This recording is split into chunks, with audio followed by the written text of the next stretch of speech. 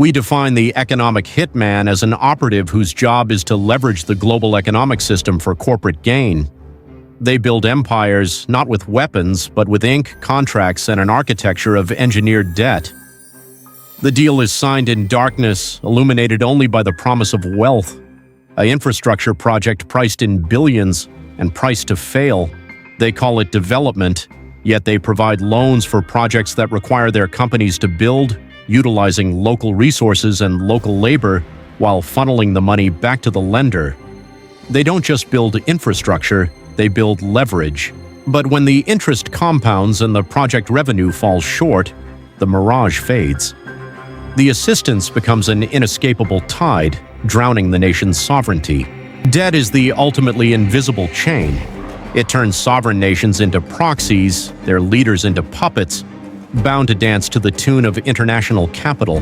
The politician is shouting no and visibly, physically resisting. The atmosphere is tense and volatile, corporate shadow to the politician, low and threatening. If you can't make the payments, we will have to call in the debt. Your predecessor was more flexible.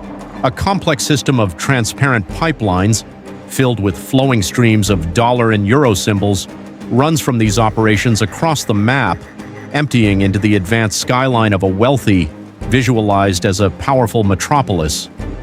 The payments must be made. When cash runs dry, the collateral is called in. The nation's vital natural resources, its oil, its minerals, are extracted and exported. The wealth of the developing world is siphoned away, leaving environmental decay and a perpetual deficit in its wake. No more debt. Where is the money? Breaking nation fails on. IMF loan repayment.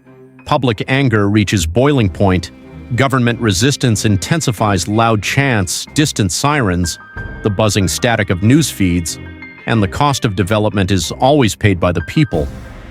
They feel the weight of the invisible chains as public services vanish and resources are lost. This is not development, this is dependency. The years 1900s, 1970s to 2020s glow with data streams. Major economic events are labeled in hexagonal panels. Great Depression, Bretton Woods, 1970s. Debt crisis, 2008 global recession. A constant stream of money symbols and diverse abstract drift and move around the central timeline, emphasizing interconnected flow.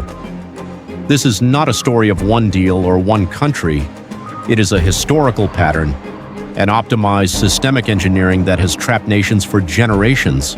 Top power entities stand above, holding the keys to the economy of sovereign countries.